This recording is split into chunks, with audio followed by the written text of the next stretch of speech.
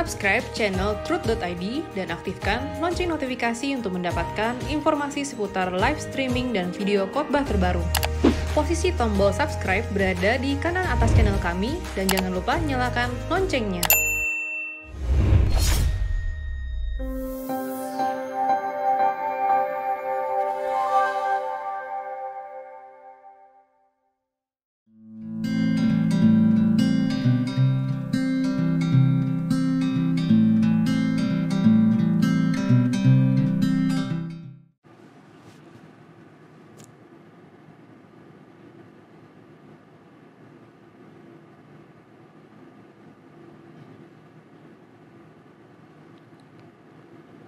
Saudara, kita masuk kembali di Anda bertanya, Alkitab menjawab, ya. 08 11 30 30 8 30. Saya baru saja mendengarkan seri pengajaran Ekumene Bible Course Surga Part 2. Pak Eras menyampaikan pada menit 93 detik 54 kalau pengangkatan atau rapture itu harpazo. Tapi kalau Lukas 17, 34, 30 sampai 36 ada dua orang, satu dibawa, satu ditinggal, bukan diangkat para lambano. Menurut penjelasan Pak Eras, para lambano adalah dibawa, dipindahkan secara horizontal. Yang menjadi pertanyaan saya, kenapa peragaan kenaikan Tuhan Yesus di Markus 16 ayat 19 malah menggunakan kata para lambano? Padahal penjelasan Pak Eras, para lambano adalah dibawa, dipindah secara horizontal. Di Markus 16 ayat 19 bukan para lambano tapi ana lambano. Ana itu going up, ya. Bukan para lambano. Coba periksa lagi Markus 16 ayat 19, ya. Markus 16 ayat 19. Oke. Itu bukan bukan para lambano tapi ane, ya. Di situ teks aslinya adalah ana lambano, ya. Oke, cukup jelas, ya. Nanti diperiksa lagi. 0819 0434 sekian, ya. Salam Om Erastus, saya mohon sarannya Om.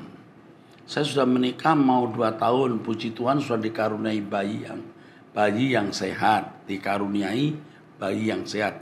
Selama 1 tahun di awal saya yang bekerja menjadi penghasilan utama keluarga karena suami usaha foto di rumah, penghasilan tidak tetap.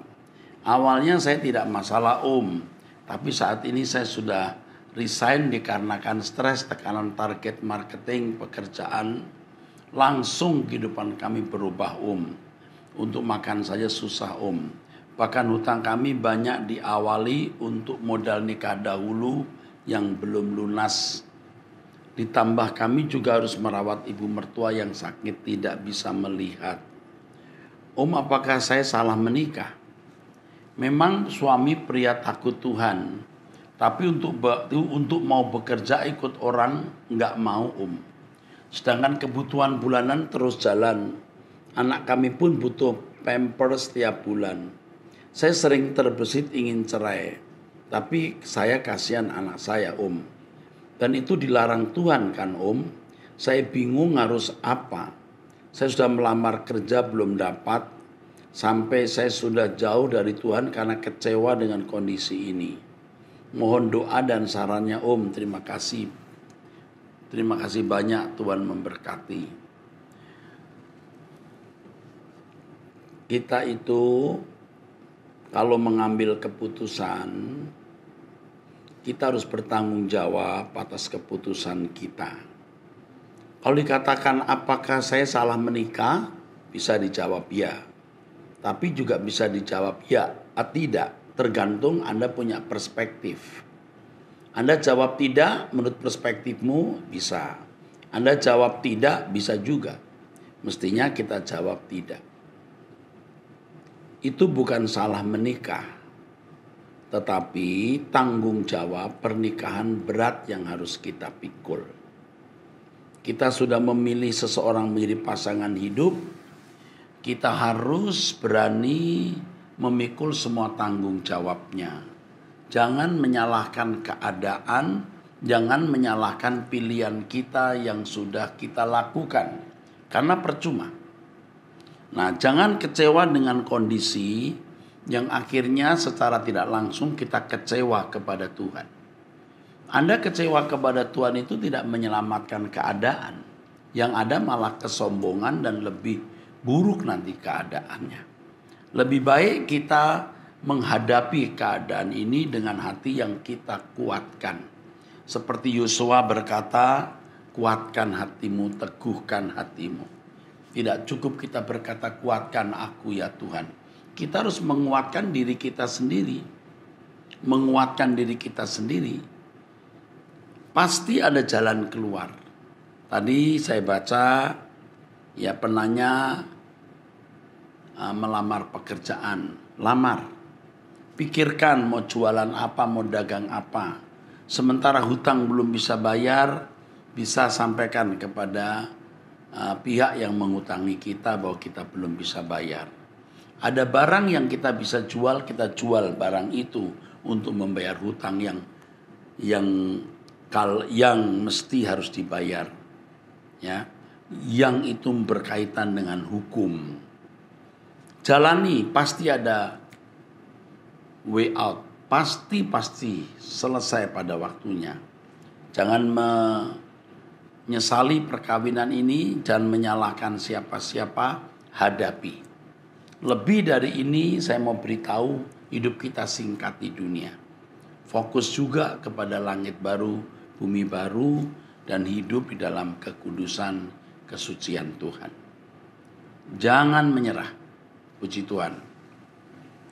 0812 38 14 9 dan seterusnya. Selamat Pak Eras. Saya orang Katolik sejak kecil, bahkan aktivis gereja hingga saat ini.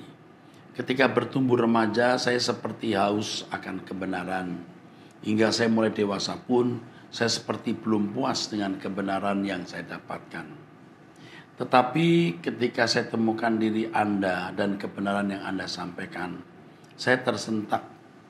Dan serentak saya arahkan seluruh perhatian hidup saya untuk mendengarkan kebenaran yang Anda sampaikan. Bahkan 2 tahun sudah saya mengikuti setiap tayangan Truth di YouTube dan grup Langit Baru Bumi Baru di WA. Tanpa ragu dan penuh kehati-hatian, saya mengubah cara berpikir dan bertindak. Bahkan saya mengaplikasikannya di dalam aktivitas gereja Katolik. Yang membuat saya sedih adalah kenapa di setiap keputusan dan tindakan yang saya yakin murni sesuai dengan kehendak Tuhan, tetapi kebanyakan dari mereka bilang saya ini Protestanisme. Bahkan tidak jarang membuli saya. Bagi mereka keputusan dan tindakan yang harus kami lakukan hanyalah yang berasal dari uskup dan pastor. Sedih sekali saya jadinya. Padahal saya menilai keputusan dan tindakan yang berasal dari tokoh-tokoh itu hanya untuk kemakmuran gereja secara jasmani saja dan sangat administratif. Tidak setuju pada kerajaan Allah dan kebenarannya. Dalam khotbah-khotbah mereka pun tak pernah mengungkapkan kebenaran yang berasal dari Tuhan. Tapi hanyalah bagaimana kita selamat, sejahtera secara jasmani dan memiliki berkat-berkat jasmani. Salam Pak Eras, tetap semangat, Tuhan Yesus memberkati. Aduh maaf saya sudah terlanjur baca lengkap ini ya. Dan saya harap semua kita bijaksana menghadapi segala situasi. Kepada penanya, minta pimpinan Tuhan supaya tindakan-tindakan kita bisa tepat dan cerdas sesuai dengan kehendak Allah. Terima kasih. Sekarang 0852 82619 dan seterusnya. Salam Pak Erastus. Saya sungguh bersyukur kepada Tuhan bisa mendengar khotbah Bapak lewat YouTube. Dan banyak pertanyaan di benak saya yang saya gumuli sejak lama terjawab oleh khotbah Bapak seperti persepuluhan predestinasi. Karena pemahaman yang salah tentang predestinasi sempat membuat saya salah jalan dalam kehidupan ini dan terjerumus dalam hidup berfoya-foya. Maksudnya predestinasi ini adalah dia meyakini ada orang-orang yang ditentukan selamat dan yang lain tentu tidak. Membuat penanya ini hidup berfoya-foya. Dan banyak pemuda-pemuda Eropa juga mengalami hal seperti ini. Dan akhirnya saya menuai apa yang saya tabur. Karena saya berpikir kalau memang saya umat pilihan, ujung-ujungnya pasti saya dipanggil kembali. Jadi saya menganggap Tuhan Yesus yang mengerjakan keselamatan dan saya tinggal menerimanya. Ditambah lagi saya tidak mengerti tujuan hidup ini apa. Karena selama berpuluh-puluh tahun saya dengar khotbah, semuanya mujizat dan pemenuhan kebutuhan jasmani. Akhirnya pondasi iman tidak ada. Membuat saya ikut Tuhan. Hanya sekedar masuk ke suatu agama. Saya sendiri terlahir dari keluarga non-Kristen. Saya mengatakan apa yang Bapak ajarkan sungguh ajaran yang benar. Karena mengubah hidup saya dan cara berpikir saya secara utuh. Walaupun saya sendiri belum sepenuhnya melakukan apa yang Bapak ajarkan. Masih jatuh bangun. Dan saya berani berkata seandainya saya bisa mendengar khotbah Bapak 10 tahun yang lalu, hidup saya pasti tidak sesusah hari ini, terutama dalam hal keuangan. Tapi saya anggap ini rencana Tuhan untuk mendidik saya. Ya. Yang jadi pertanyaan saya, Pak, apa kita boleh membawa masalah hutang piutang dalam doa kepada Tuhan? Karena sampai sekarang masih ragu ini berkenan kepada Tuhan apa tidak. Jawabannya, segala hal harus dibawa kepada Tuhan. Ada persoalan-persoalan yang kita tidak sanggup tangani. Dan Allah Bapa kita. Dan kita mempercakapkan itu. Jadi jangan kita, maaf ya dalam kutip sok. Anda tidak sok. Tapi jangan sampai kita seperti sok. Nah, saya nggak minta tolong Tuhan. Tapi kalau saudara kemudian dalam kondisi kepicikan harus dibawa. Tuhan, aku hutang ini. Rasanya aku sulit mengembalikan apa yang harus kulakukan. Apakah aku boleh minta anugerah berkat-Mu untuk bisa menyelesaikan masalah ini? Kalau tidak, aku tidak tenang. Bukan karena kita tidak mau bekerja keras, bukan karena kita tidak bertanggung jawab. Tapi kita sudah pada titik nadir tidak bisa menyelesaikan. Titik terendah. Kita bisa minta pertolongan Tuhan untuk menyelesaikannya. Ya. Yang kedua, apa kita boleh mengharapkan Tuhan menyelesaikan masalah hutang piutang, sedangkan ini semua karena kesalahan saya? Ya. Saya juga mengalami pada waktu proses dulu. Karena kesalahan kita, tapi Tuhan bisa menolong. Tapi kalau Tuhan sudah tolong, jangan lakukan kesalahan yang sama. Nanti dampaknya berat. Ya.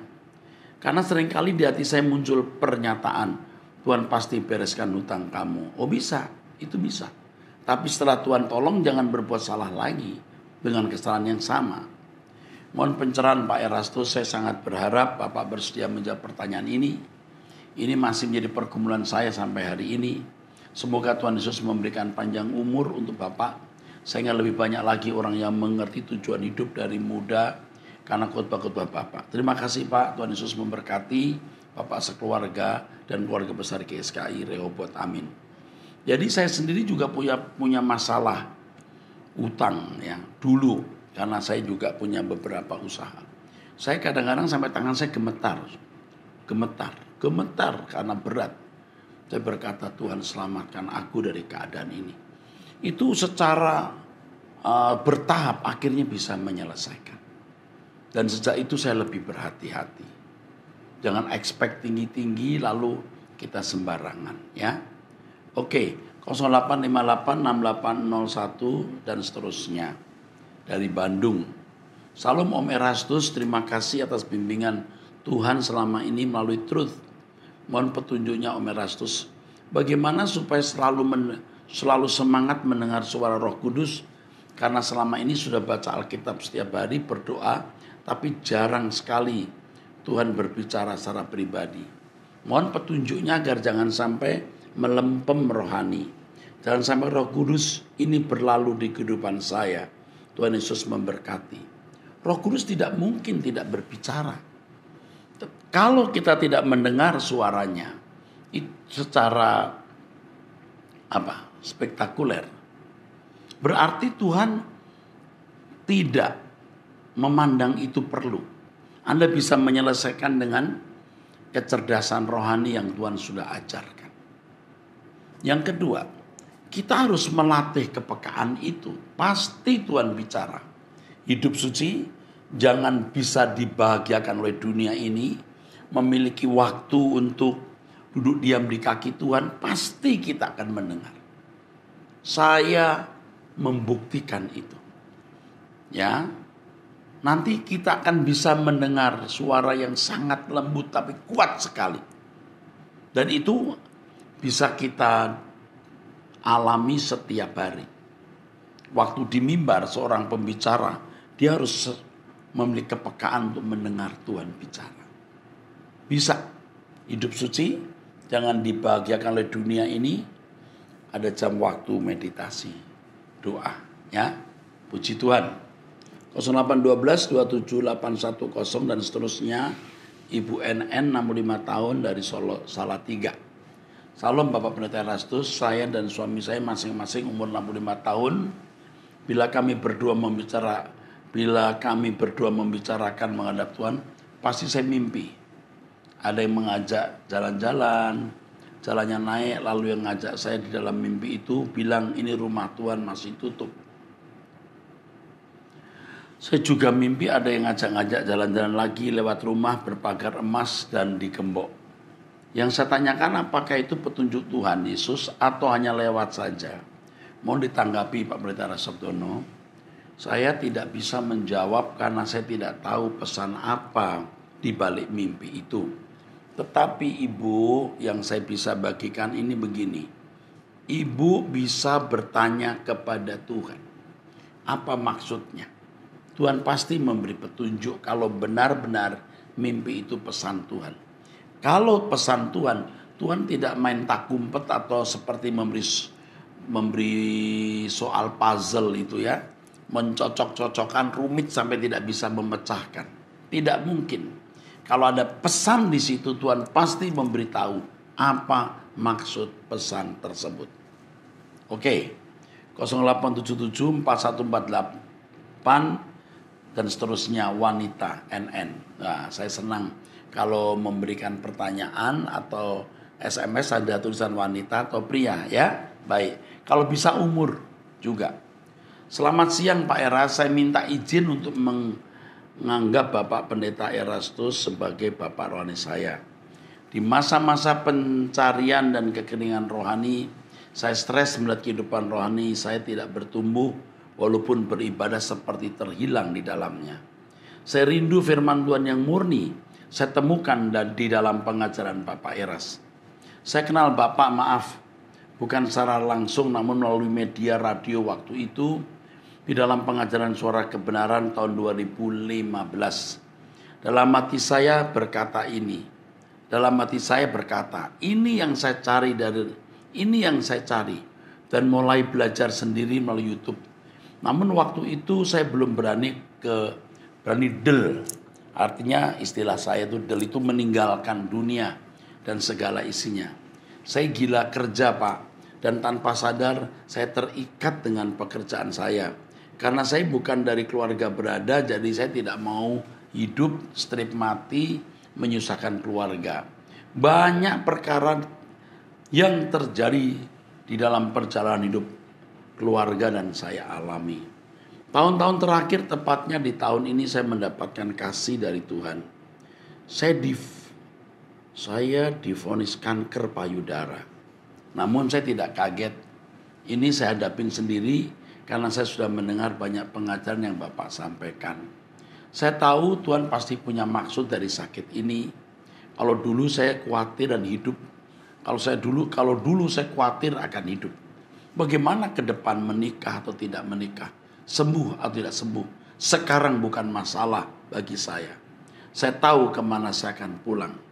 Saya sekarang lebih mantap dan memilih del putus dengan dunia. Satu-satunya tujuan hidup saya pulang ke rumah Bapak dengan keadaan berkenan. Terima kasih banyak Pak untuk semua pengajaran dan membawa perubahan karakter dan pandangan saya tentang Yesus yang benar, yang tidak saya dapatkan di gereja. Sekali lagi terima kasih banyak Pak Eras untuk pengajaran dan lagu rohaninya yang selalu menguatkan. Tuhan Yesus memberkati Bapak Eras dan keluarga.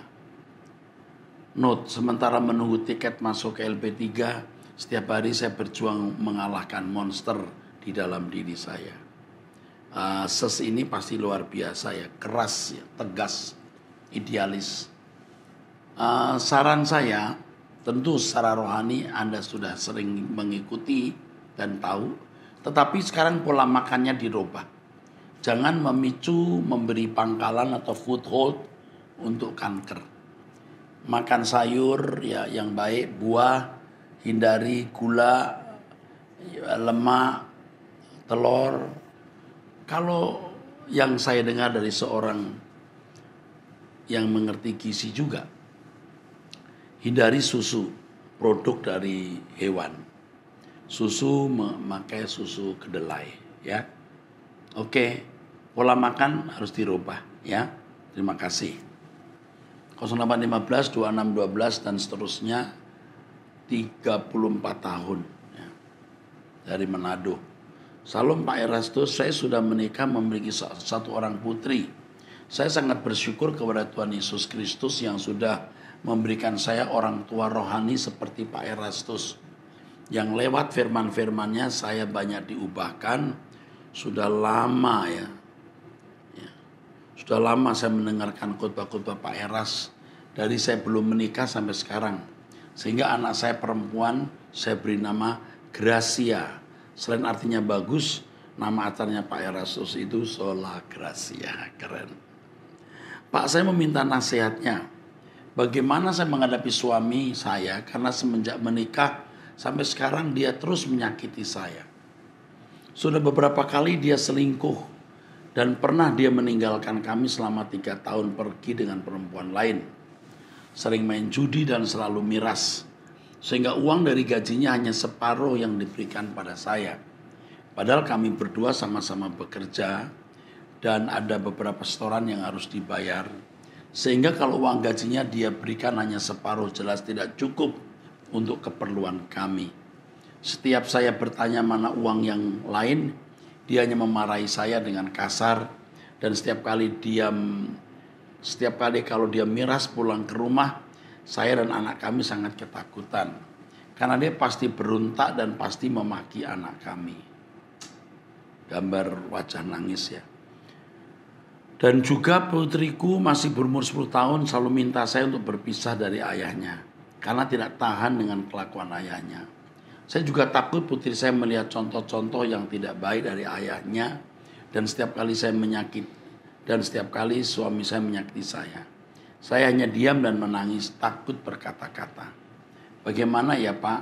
Sekian dan terima kasih. Tuhan memberkati Pak Eras, keluarga dan pelayanan. Gimana ini? Yang pertama, terus terang saya khawatir untuk masa depan putri Anda ini, Gracia ini. Karena peristiwa-peristiwa dalam rumah tangga akan membuat goresan. Dan goresan itu bisa merusak masa depannya. Benar. Banyak dampak yang bisa terjadi. Di sini ses atau ibu harus menunjukkan ketahanan. Jangan mudah menangis. Ya. Hindari ratapan-ratapan. Harus teguh dan kokoh. Karena hal ini akan memberi pelajaran yang berharga bagi Gracia. Justru nanti menjadi produktif untuk anak ketika melihat ibu kokoh. Ya. Jauhi, hindari proses perceraian. Kalau bisa dipertahankan sampai dia bertobat. Tapi kalau sampai melakukan tindakan melukai, harus datang, kalau perlu divisum, tapi minta petunjuk Tuhan. Kalau sampai menyiksa atau melukai. Ketika dia pergi dengan perempuan lain, mestinya ibu harus mengatakan bahwa Kemungkinan terkena penyakit kelamin ada dan ibu harus berani berkata tidak. Please memeriksakan diri ke dokter. Kalau dia tidak mau mengancam ibu cerai, jangan takut cerai. Karena saya sudah melihat kenyataan adanya ibu-ibu yang kena HIV karena suami nyeleweng atau selingkuh. Ya. Jadi ini tidak bisa diselesaikan dengan mudah ya. Ya, nanti akan perlu konseling pribadi juga oleh seorang ibu. Saya tidak bisa menjelaskan seluruhnya karena kasusnya juga ada bagian-bagian yang saya tidak tahu. Tapi usahakan tabah, jangan menunjukkan kelemahan, ratapan tangisan di depan anak. Ya. Lalu kalau sampai suami melukai harus dibawa ke ranah hukum jika Tuhan berkehendak. Jika tidak, jangan libatkan pihak ketiga yang bisa menenangkan atau meneduhkan. Jangan berhubungan dengan suami kalau tidak pasti suami terkena penyakit atau tidak. Karena dengan pergi selama 3 tahun berhubungan dengan siapa kita tidak tahu. Ya. Dan kalau sampai dia marah karena karena ibu menolak hubungan badan, hadapi apapun resikonya. Oke. 0895 357 dan seterusnya. Salam Pak Era, saya mau bertanya di Alkitab Ayub istri cuma 1 karena bilang ada istri muda. Apakah Ayub nikah lagi? Tapi Alkitab tidak menulisnya. Gara-gara kedua Bapak yang ini banyak yang bilang Bapak sesat dan saya kepikir terus mau bertanya kepada Bapak. Terima kasih Pak Era, saya asal dari Kalimantan Barat dan sekarang tinggal di Kalimantan Selatan. Semoga Bapak masih ada KKR lagi di Kalimantan Selatan. Jesus bless you, amin. Orang itu tanya saya sebenarnya, istri yang pertama apakah sama dengan istri yang kedua? Saya jawab kemungkinan. Dan ini tidak penting sebenarnya. Tidak terlalu penting. Tahu tidak menambah iman, tidak tahu tidak mengurangi iman. Tetapi dari pengamatan seorang teolog, saya bisa mengajukan atau memaparkan satu kemungkinan. Ini bukan suatu yang membuat orang jadi masuk neraka gara-gara meyakini yang saya katakan seandainya saya salah. Yang pertama harus saya ingatkan, Ayub itu hidup pada zaman sama seperti Abraham atau bahkan sebelum Abraham. Abraham itu istrinya bukan 1 loh, punya gundik-gundik juga. Tapi jangan disamakan dengan kita umat perjanjian baru hari ini. Ayub itu hidup pada zaman sama dengan masa Abraham atau bisa lebih tua. Abraham sendiri punya banyak gundik, bukan 1 istri saja, gundik-gundik. Bahkan dia juga mengambil Hagar. Ya. Jadi bukan sesuatu yang tidak mungkin kalau Ayub bisa memiliki lebih dari 1 istri. Apa masalahnya? Dan kalau saya ditanya apa dasarnya? Dasarnya kan istri yang pertama sudah punya anak 10 dan anak-anaknya bisa berpesta-pesta. Anda bayangkan kira-kira umur berapa kalau anak-anak itu berpesta-pesta walaupun muda? 20, 25 bisa. 10 orang, yuk kira-kira umur berapa si ibu ini? Kalau 10, kalau satu tahun dapat 1 anak, udah jelas ibu ini umurnya sudah pasti lebih tua. Ya kan? 1. Yang kedua, anak Ayub dengan istri yang berikut ini paling cantik. Tidak ada yang lebih cantik dari anak Ayub. Itu pasti biangnya bagus, anaknya bagus. Sebelumnya juga punya anak-anak perempuan tapi tidak cantik.